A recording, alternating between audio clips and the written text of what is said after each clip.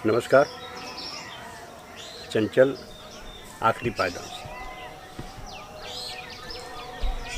आपको याद होगा कि हम बार बार कह रहे थे कि आप हमसे केवल एक तरफा हमको बोलने मत दीजिए, हमसे सवाल पूछिए और जेरे बहस होइए। आज कल के एपिसोड में एक साहब ने सवाल पूछा है चुनाव के बारे में, और अमूमन जो पत्रकार इधर से गुजर रहे हैं परिचित वो बतियाते रहते हैं, बतियाते चलते हैं। पूछ रहे हैं कि क्या हो रहा है पूर्वी उत्तर प्रदेश में, इसकी क्या स्थिति रहेगी। उस पर थोड़ी बात हो जाए। लेकिन कल बनारस में मोदी साहब ने एक नया झंझट क्रिएट कर दिया राजनीति में। नमक ले आ दिए। नमक समझते हैं, जैसे किस्से कहानी में नमक मिर्च लगता है, दाल में नमक या जले पर नमक। तो ये नमक केवल खाने की चीज़ नहीं, मुहावरा भी है। और मुहावरा ही नहीं, हिंदुस्तान में एक बहुत खूबसूरत तारीख भी है, इतिहास का एक हिस्सा है, दर्शन है, नमक। आइए जरा आज नमक के दर्शन पर बात हो। सबसे पहले मैं कांग्रेस की नेता प्रियंका गांधी को बधाई दे दूं। बड़ा कमाल का जवाब दिया है। लग रहा है कि इतिहास अपने आप को दोहरा रहा है। मोदी साहब ने कहा कि नमक आपको दिया है, नमक का हक अदा करिए। ये बहुत बड़ी चीज़ है। ये मतलब सरकार ने नमक दिया। अब यहाँ विषयांतर नहीं, सीधे सीधे दो मुद्दे मैं क्लियर कर दूं। एक, अगर आपको याद होगा तो संसद में राहुल गांधी ने कहा था कि ये सरकार अपने आप को राजा मान चुकी है, राजशाही की भाषा बोलती है। मोदी साहब आप नमक दे रहे हैं जनता को, और इसका आज माकूल जवाब दिया है प्रियंका गांधी ने, बनारस में ही। ये अगर कहीं क्लिपिंग मिल जाए तो आप ज़रूर देखिएगा। आप जनता को नमक दे रहे हैं या जनता ने आपको नमक खिलाया है? कौन हक अदा करेगा? अब तक ये होता रहा है कि हिंदुस्तान की आज़ादी के बाद जनता नमक खिलाती रही है जनाब आली, और नेता उस नमक पर जिंदा रहे हैं। आज आप उलट रहे हैं मुस्तकबिल का। एक बहुत बड़ा पन्ना आप ख़राब कर रहे हैं। और कौन सा पन्ना? एक कागज़ आया, एक मित्र ने, उनका नाम है मलिक साहब, बनारस से भेजे हैं।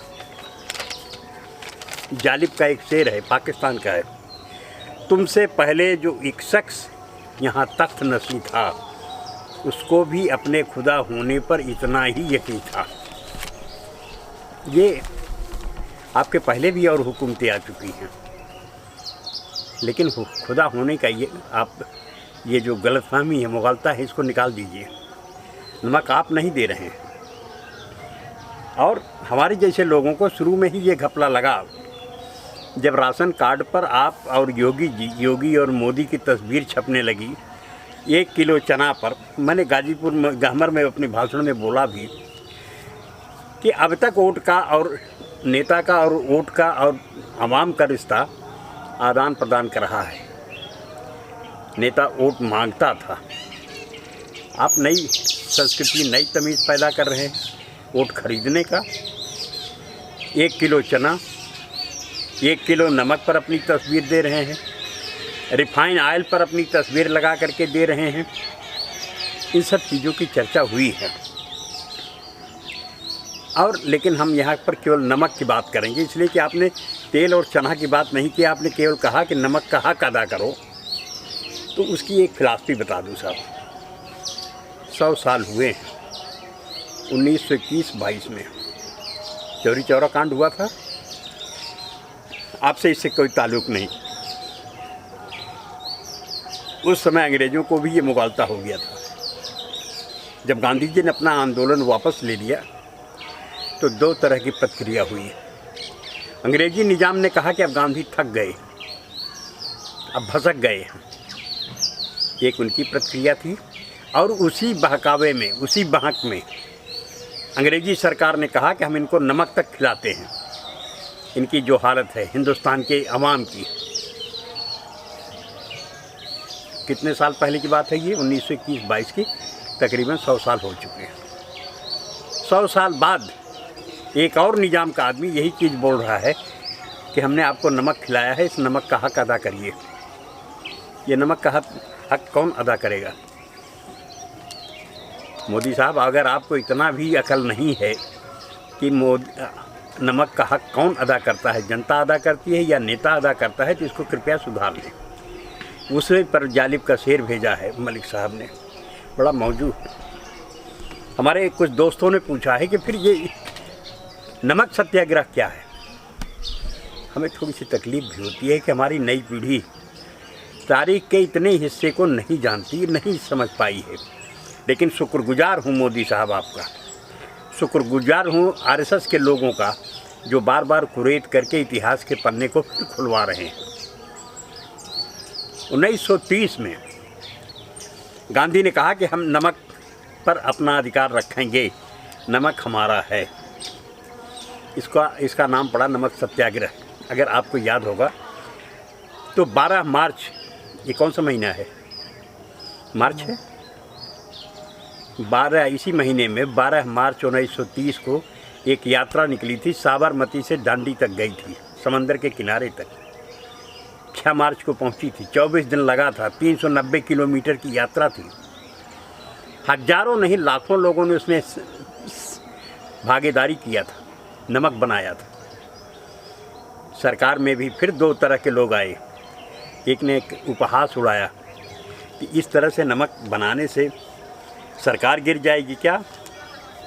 लेकिन जब गांव-गांव, मोहल्ले-मोहल्ले नमक बनने लगा, नमक पर अधिकार अपना कब्जा होने लगा, तब सरकार फिर बौखला गई और 14 तारीख को, 14 अप्रैल को पंडित जवाहरलाल नेहरू को गिरफ्तार कर लिया। वो कांग्रेस सदर है।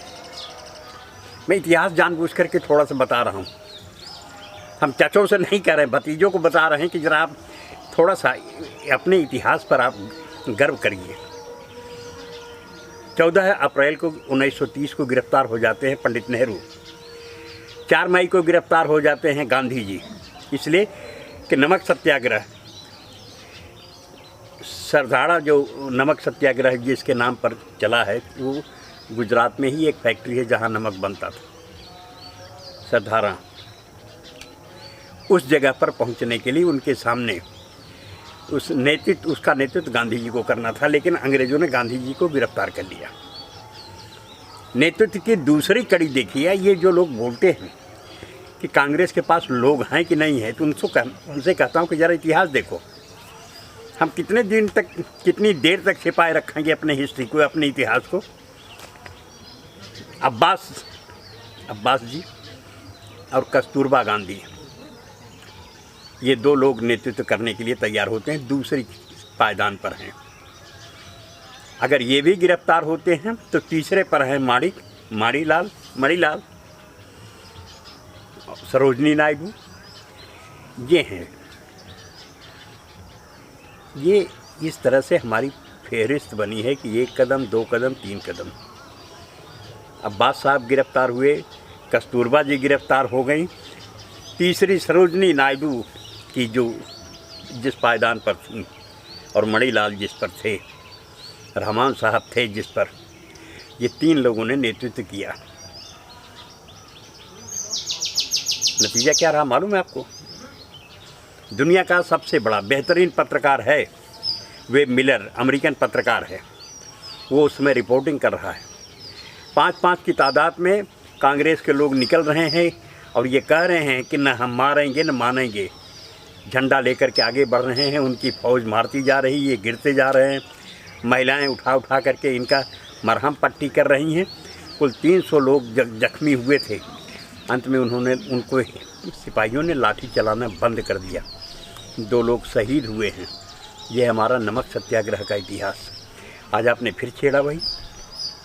और जवाब कौन दे रहा है? उसी नेहरू ख़ानदान की लड़की एक। और किसने चुनौती दिया? उसने खुल करके कहा है कि मोदी साहब याद रख लीजिए कि नमक आप खाए हुए हैं, नमक हमने खाया है, नमक तमाम सारी पार्टी के नेताओं ने खाया है, नमक जनता ने नहीं खाया है। उसको उल्टा सबक मत सिखाइए। और ये नमक पूरे देश को नहीं, दुनिया को एक दिन सबक सिखाएगा कि नमक कौन खाता है, कौन खिलाता है। इस मुद्दे को लेकर के आप लोगों से निवेदन है कि ये जो खरीद फरोख्त की बात हो रही है राजनीति में, इसको बंद कराएं और शुरू कराएं लेन देन का। लेन देन मतलब हम आपको वोट देंगे, आप हमें क्या देंगे। उसमें 5 साल आप मांगेंगे कि हमको रोज़गार चाहिए। चुनाव के समय क्यों नहीं मांगते आप?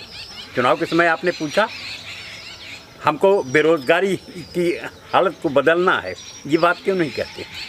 हमको शिक्षा चाहिए, स्वास्थ्य चाहिए, आवास चाहिए, बेहतर ज़िंदगी चाहिए, इसके लिए वोट चाहिए। तब आप किस नाम पर जाते हैं? मंदिर के नाम पर, धर्म के नाम पर, मजहब के नाम पर क्यों ये जाते हैं? और इस चीज़ को तोड़ना पड़ेगा। विशेष करके मैं नेताओं से कहता हूँ कि आप इसको तोड़ें और एक नया मुल्क बनाएं। और ये तोड़ने का काम मुझे खुशी है कि कांग्रेस की कितने आराम से पब्लिक में सवाल उठा रही है मेनका गांधी का आपने ऐसा स्वीकार क्यों कर लिया कि ये नमक हमारा नहीं है, हमारा वो हमको नमक दे रहे हैं। ये गलतफहमी, अगर आप चुप रहेंगे, दब्बूपना दिखाएंगे तो ये नहीं चलेगा। और इसी रास्ते को अख्तियार करना पड़ेगा कि आपने हमारा नमक खाया है, हम आपका नमक नहीं खाए हैं। कल इसी मुद्दे पर फिर हम आपसे बात करेंगे। शुक्रिया।